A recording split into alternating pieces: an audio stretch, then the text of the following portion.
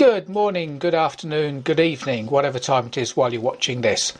Quick top tip for you here, and it involves removing and replacing the rear wheel from your bike. They tend to be large, cumbersome, sometimes heavy, and have things like chains and sprockets, rear brakes, and lots of little spacers that you've got to fiddle about with. The front wheel's a lot easier, so I'm only going to cover the rear wheel in this. What you need is a plank that will do the job for you, or a plank, and a fulcrum, in this case an old dive weight. So with my Tracer 9 on its centre stand, put the fulcrum at the appropriate place, shove the plank on top of it so it's under the wheel and in contact with the tyre. Then all you've got to do when you remove all the bits and pieces from the tyre is roll the tyre down the plank. You don't have to do that, you can always just yank the axle, let the wheel drop to the floor, disengage the chain, tie up the brake, come back and then wrestle the wheel back into position. But doing it this way means that when you come to refit the wheel, rolling up here on a demo from an old swing arm and wheel, you can see that you can line everything up one-handed.